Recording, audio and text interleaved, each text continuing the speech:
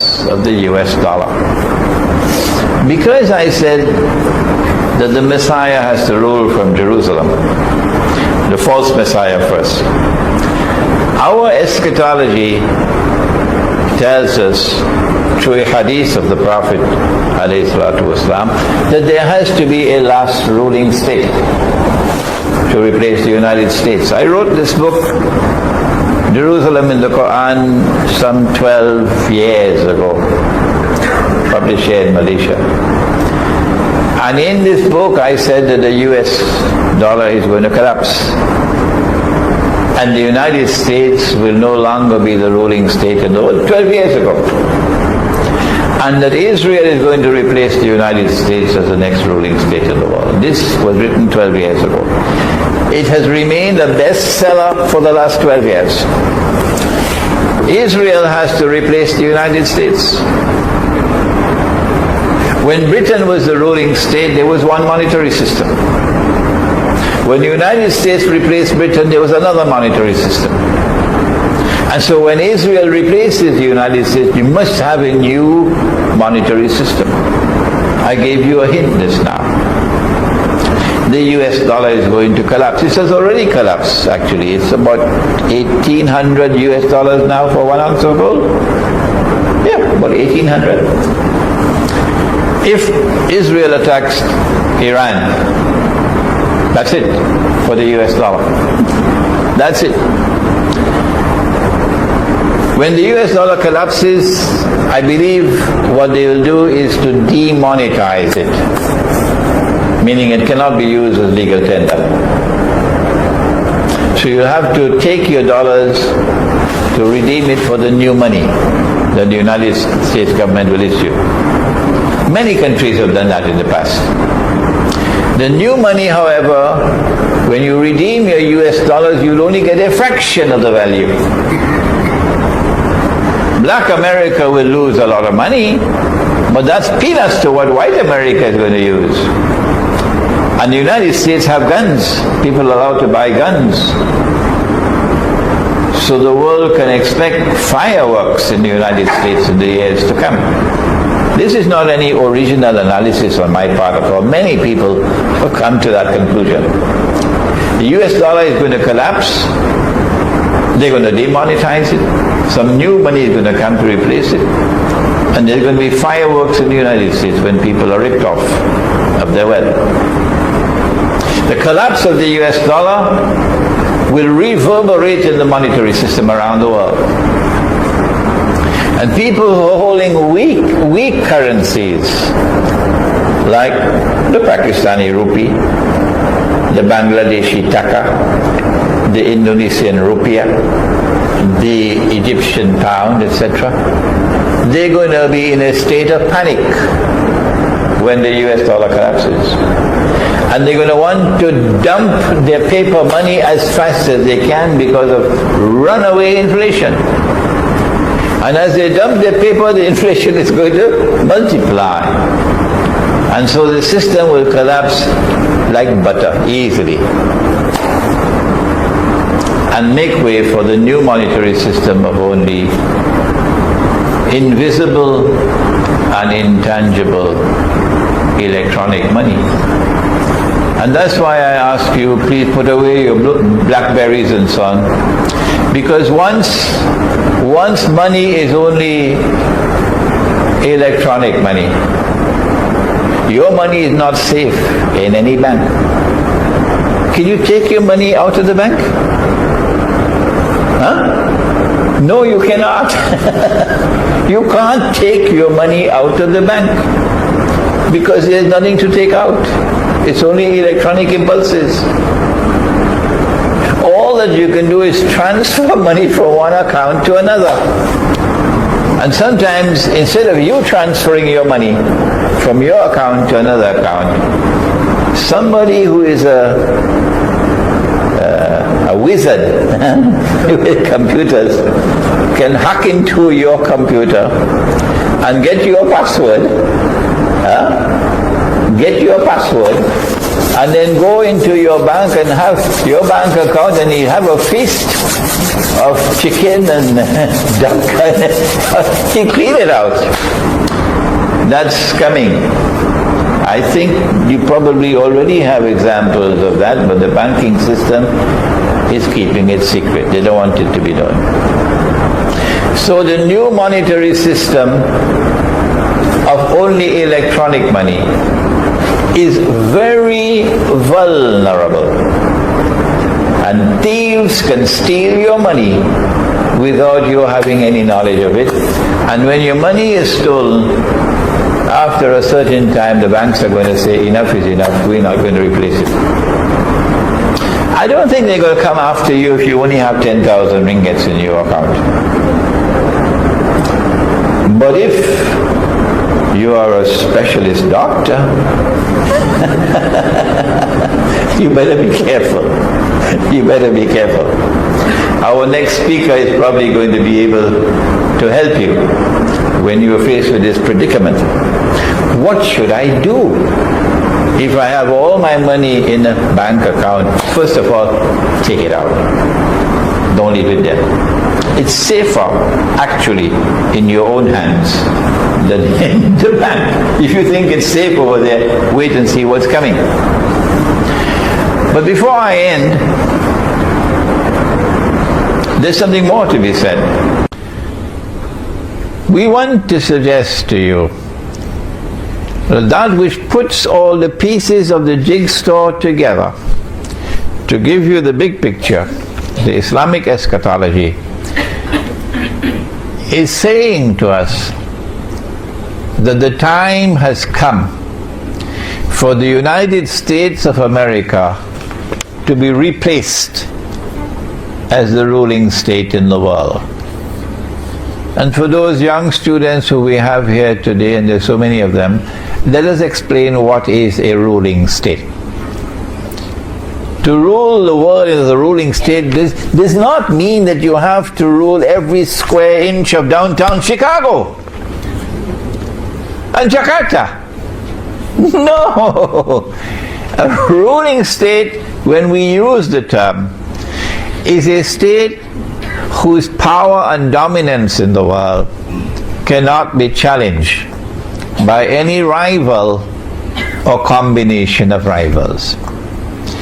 In this sense of the word, the holy state of Israel, established by Nabi Dawood alayhi salam, the Prophet David, and Nabi Sulaiman alayhi salam, the Prophet Solomon, was a ruling state in the world.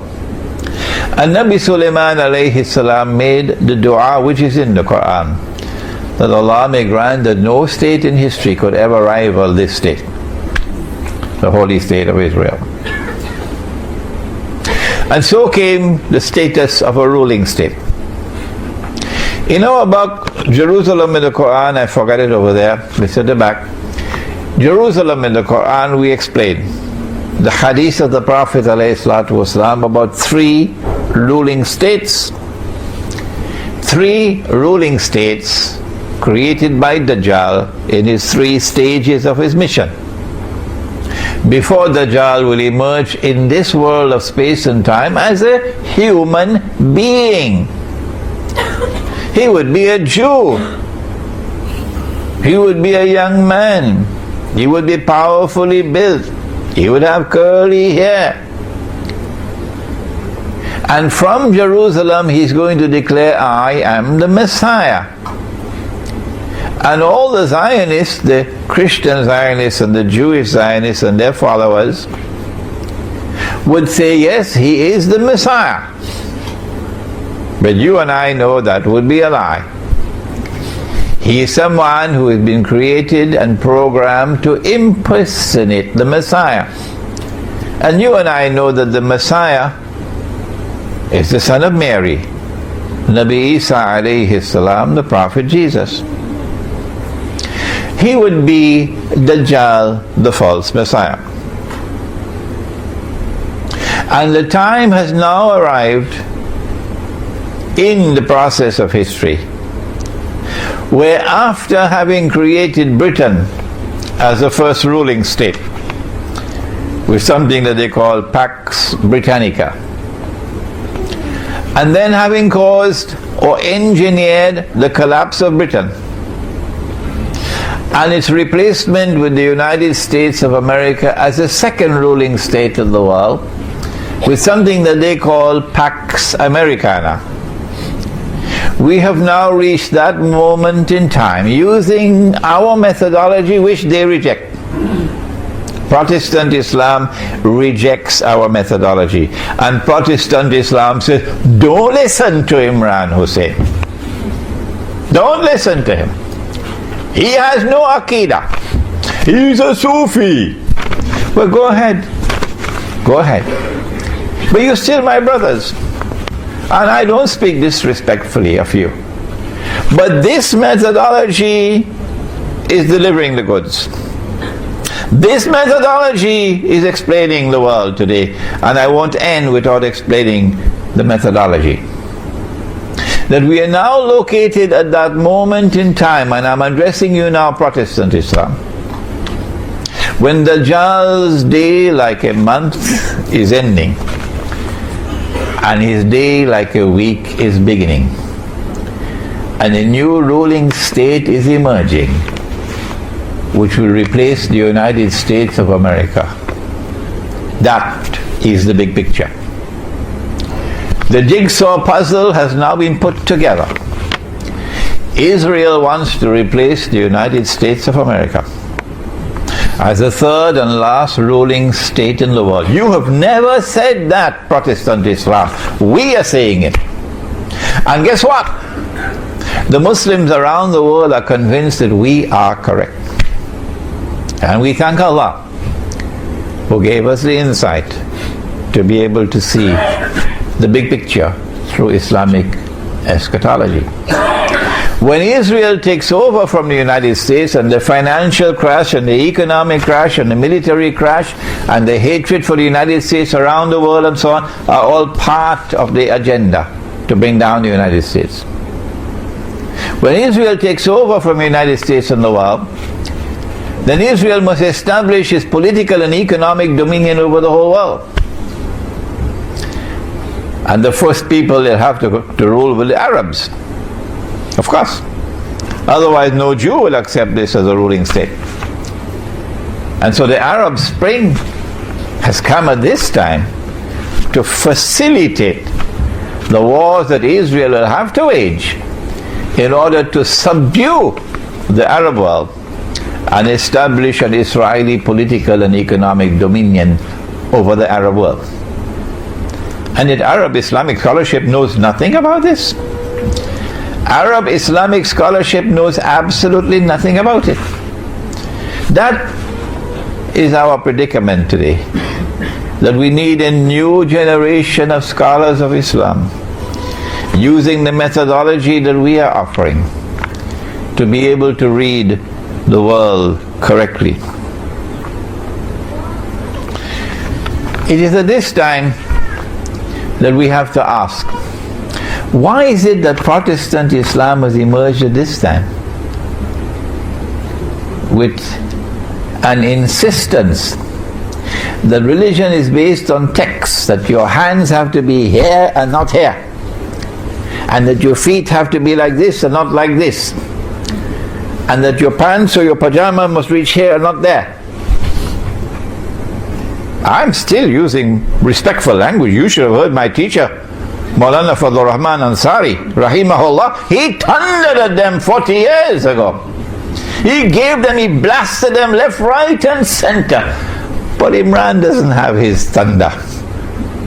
My teacher of blessed memory, Maulana Fadlur Rahman Ansari, rahimahullah. This Salafi version of the faith, and remember Salafis, you are my brothers.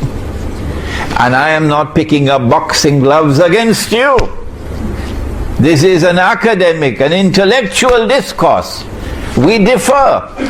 Why can't we differ? Why can't we exchange views without hatred for each other? Why? You are my brothers.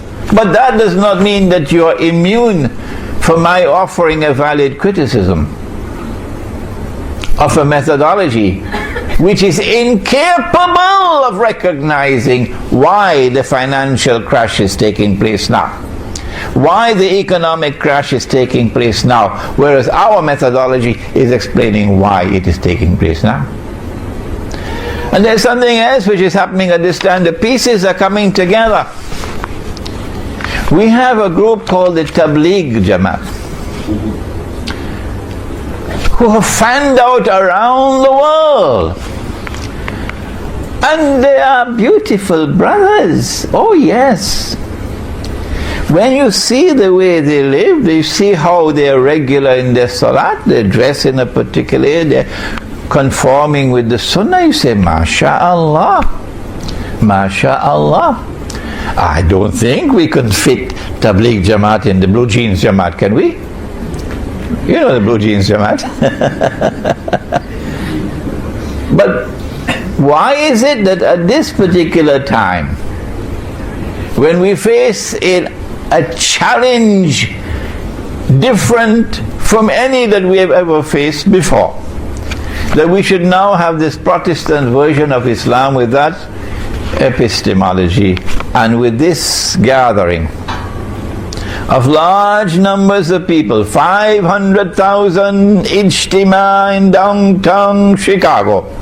Dajjal is not bothered at all about that. Why? They show no concern whatsoever.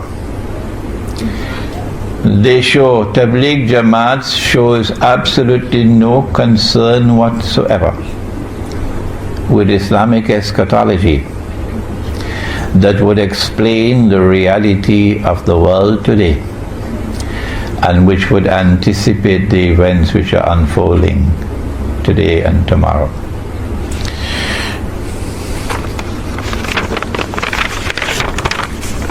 I say that this is not happening by accident, and it is time for us to deliver a wake-up call, lovingly of course, not with boxing gloves, to all those who are members of the Tabligh Jamaat, the only Jamaat in the world, incidentally, which has closed the doors of the masjid to me wherever in the world I have gone. I cannot go into a masjid controlled by Tabligh Jamaat to teach them that which they do not know, and they don't have the teachers to teach it. Most of the Salafi masjids are the same, except for, may Allah bless him, Sheikh Faiz in Sydney. Sheikh Faiz, who is the foremost Salafi Sheikh of Australia, graduate of the Islamic University of Medina. And when I was in Australia for my second visit in 2002, Sheikh Faiz came to my home where I was staying and brought a Lebanese breakfast one morning so we could sit down and have Lebanese breakfast, and then invited me to his center to give a lecture on Islam and the international monetary system. And before the lecture could take place, he asked me to come into his office. And he said to me, Sheikh Imran, I want to become your student. Those were the words he spoke to me. Well, he's such a learned man, I should be his student. Why is it? Why can't we give you a wake-up call and yet remain brothers with each other? Because your methodology is wrong. You're putting your head in the sand like an ostrich in Tabligh Jamaat and not paying attention to understanding events unfolding in the world is dangerous for the Ummah. It's like sleepwalking through history. I thought Ronald Reagan was the only one who did it. But that's what you're doing, Tabligh Jamaat. Do not be annoyed with me. Do not be offended, because you are my brothers. Now let's come to the methodology. The Prophet said, alayhi salatu wasalam, that every prophet warned about Dajjal. And the Prophet Nuh alayhi salam warned about Dajjal. But I'm going to tell you something that no one has ever said before me. Dajjal sees with the left eye, he's blind in the right eye, it looks like a bulging grip. Dajjal sees with the left eye, he's blind in the right eye, it looks like a bulging grip. But your Lord is not one-eyed. Between his eyes on his forehead is written the word kafir, kafir, kafir. And every mu'min will be able to read it whether that mu'min is literate or illiterate. And so Ali radiallahu ta'ala anhu will be able to read it. Kafir. But Tony Blair won't be able to read it. You know, he was just convicted for war crimes right here in KL. So we sent Tony Blair to the eye specialist. Check out his eyes. Why he cannot read, this kafir. Oh, when you're sending Tony Blair, send George Bush also with him. And then the report comes, nothing wrong with their eyes. Well, then how come they can't read, but the mu'min can read? We say, and this is our viewpoint, you don't have to accept it, is that when Dajjal sees with the left eye, this is religious symbolism at work, that he is seeing with external sight. And when he is blind in the right eye, this is religious symbolism at work, that he is internally blind. And that's why the kafir cannot read. Because when the mu'min reads, he's not reading with these eyes alone. He's reading with internal sight. And did the Prophet not say, sallallahu ta'ala alayhi wa sallam, I wish I had another 1 hour to deal with the subject. He said, ittaqu firasat al-mu'min fa innahu yanzuru bi nurillah. Fear the firasa. The firasa is that hikmah or that wisdom of the believer, which is intuitive in nature and founded on spirituality. Fear the intuitive, internal, spiritual insight or wisdom of the mu'min, because when he sees with the nur of Allah. And so this hadith is speaking about epistemology and about spirituality. The absolute imperative of pursuing the spiritual quest, so that you'll have internal nur with which to see, and so that you have a chance of walking in the path of Khidr alayhi salam. After all, it is Suratul Kahf of the Quran, which is the surah of Ilmu Akhir Zaman par excellence. And Khidr alayhi salam is different from the rest because you'll only meet him where? You will meet him at Majma'ul Bahrain. Majma'ul Bahrain, the place where the two oceans meet. Which two oceans? Go to Imam al-Baydawi and his tafsir. The ocean of knowledge externally acquired, the ocean of knowledge internally received. When these two oceans of knowledge come together, as they did in my teacher of blessed memory, Maulana Dr. Fadl Rahman Ansari, rahimahullah, when these two oceans come together in an individual, in a scholar, and are harmoniously integrated, only then do you have the scholar who can take all the pieces together and solve the jigsaw puzzle and deliver to you the big picture. And so today we address them, Protestant Islam, and we ask you to take another look at epistemology and at spirituality, the methodology that we are offering. ربنا تقبل منا إنك أنت السميع العليم وتب علينا يا مولانا إنك أنت التواب الرحيم برحمتك يا أرحم الراحمين آمين. الحمد لله وكفى والصلاة والسلام على عباده الذين اصطفى خصوصا على أفضلهم وخاتم النبيين محمد الأمين وعلى آله وصحبه أجمعين وبعد. Brother Chairman, respected members of the management committee, and brothers and sisters, Assalamu alaikum wa rahmatullahi wa barakatuh.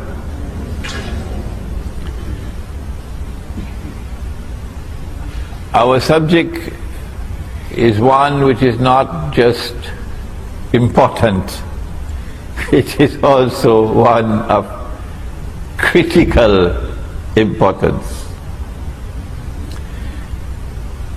There are those who consider their supreme objective in life and their supreme loyalty to be holding on to their job and getting their promotion. But there are others who believe that their faith is the most important thing in their lives. And such people would want to sacrifice whatever they have to sacrifice in order to preserve their faith. We live in a world today where Allah subhanahu wa ta'ala is now testing us. And He is testing us with the greatest tests and trials ever in history. No people ever before, no people had to face the tests and trials that we now face. These tests and trials are of such a nature that reason alone, the rational faculty, the capacity to think, is not enough. No. We have to be a people who see with two eyes in order to be able to see and recognize the world today. But most people see with only one eye. They see with only the external eye. They are internally blind. They may have a PhD from MIT, but yet they are internally blind. The heart can see, but they don't teach that at universities now. The heart can see what these eyes cannot see. The heart can penetrate beyond the external appearance to reach the internal reality of things. But that would be possible only when there is faith in the heart. And when there is faith or iman in the heart, then Allah puts into the heart nur. You cannot buy that nur in the stock market. It's not on sale. The government of Malaysia cannot give you that nur. No. Only Allah gives that nur. And when Allah puts nur in the heart, then with these two eyes, the external and the internal, we will be able to read the world today correctly. Otherwise we can be deceived. For example, those who see with one eye, they say we live in the best of all worlds. This is the best world ever. There has never been a better world than this. In this age, for example, we have electricity. Yesterday they used the oil lamp. In this age we have the motor car. Yesterday they used the donkey cart. In this age we have the telephone, something that you are familiar with in this company. And yesterday they used to use birds, pigeons, to take messages. In this age we have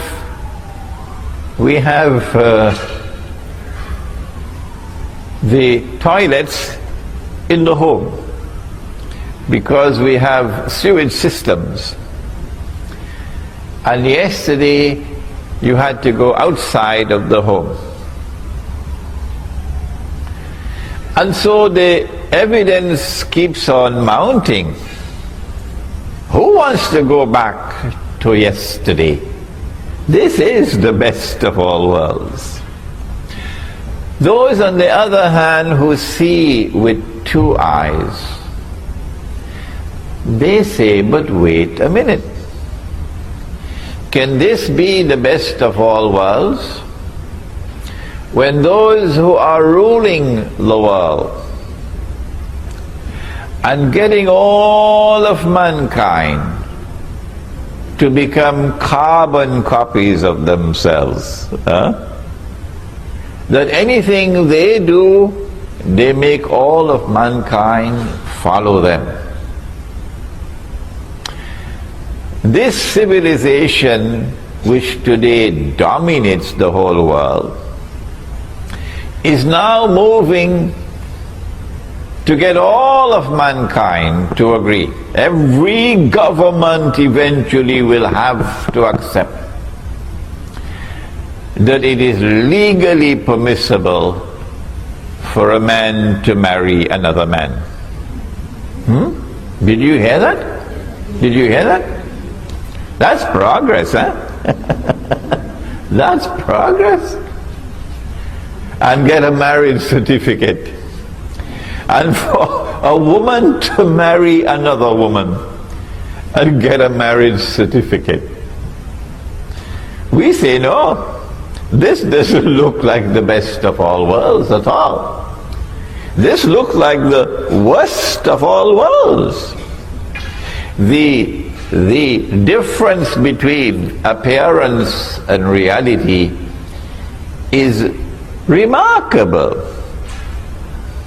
Yesterday we lived in a world in which, yes, there were people who were rich and there were others who were poor, of course, but we never knew an economy, no, not ever in history, in which the rich were permanently rich, and in which the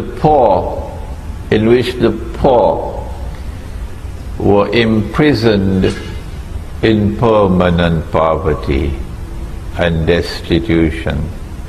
This is the first time in human history.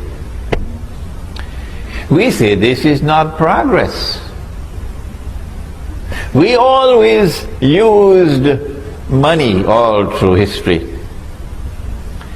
And the money that we used was money which had its value inside the money. So it was money with intrinsic value. So if somebody wanted to rob you, they had to come at you and take the money from you by fighting you. That's the only way they could take your money. But now we live in a world in which they can rob us, take away our wealth, without ever having to put their hands in our pockets. Yes? And they have reduced Indonesia today to slavery. And they have reduced Bangladesh to slavery and Egypt to slavery. It is not by accident that Indonesia is so poor today. If you believe that Indonesia is poor because the Indonesians don't work, then you should buy a one-way ticket to the moon and go and stay there. You don't belong to here. No. There is a monetary system in the world today, and I know that subject because I have studied international monetary economics at 2 universities. I know the subject. We have a system of money in the world today which is being used to rip off mankind, as a consequence of which one part of the world today is in slavery and another part of the world are the slaves.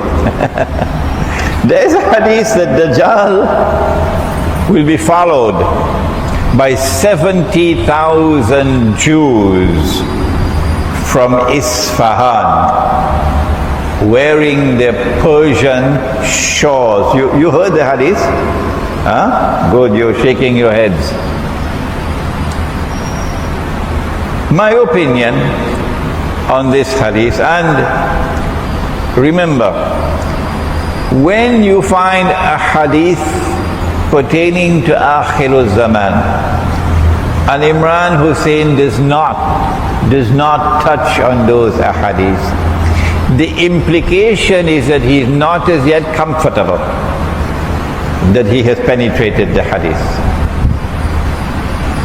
There are some ahadith pertaining to Akhirul Zaman that you'll only understand after certain events unfold in the historical process. And so little by little I am moving forward. Little by little, one step at a time. When I get a hadith that I believe I understand, I then offer my opinion. But I qualify. Do not accept my opinion, please, until you are convinced that it is correct. Dajjal will be followed by 70,000 Jews from Isfahan, wearing their Persian shawls. And so immediately I come to the conclusion that these will be Jews who will have Muslim names. Because they're coming from Isfahan. And they're dressed up as Iranians, Persians, not as Jews. So these will be a hidden force emerging out of Iran that will be supporting Dajjal. Externally appearing to be Muslims, but internally supporters of Dajjal. And so I am anticipating now that there are going to be great changes in Iran. And through this talk I am warning the Iranian government and the Iranian people that the attack is coming. Yes. Because I hold that the Iranian government is sincere in its opposition to the oppressors who now rule the world. You can have other views, but this is my view, that the Iranian government is sincere in its opposition to Israel. I reject the view that the Iranian government is insincere and they have some secret pact with Israel and they're just throwing dust in our eyes. No, Imran Hosein does not think like that. An Iranian government which is sincere in its opposition to Israel is not something that Dajjal will accept. No. He wants to use the Shia divide. He wants to exploit the Shia sectarian movement to his advantage. And so he needs a government in Iran that will be first Shia and then Muslim. And so I expect that the attack will take place on Iran. Of course, the attack would be for destroying the nuclear plants. That's all the hype about nuclear plants and nuclear weapons and so on. But I want to suggest that the more important reason for the attack on Iran would be to remove this present government and to replace it with a Karzai type Afghanistan government in Iran that will submit to the Zionists and therefore become camp followers of Dajjal. And that is when this hadith will be fulfilled, about 70,000 Jews. When Iran is attacked, which I expect to take place this year or next year, because that's why all of this drum beating about 2012, I also expect that they have already groomed an Imam al-Mahdi. They have chosen somebody and they have programmed him and groomed him and he is going to announce that he is Imam al-Mahdi. Israeli Mossad work. And I expect large numbers of Iranian people are going to be deceived because they are waiting and they are expecting, and the Iranian government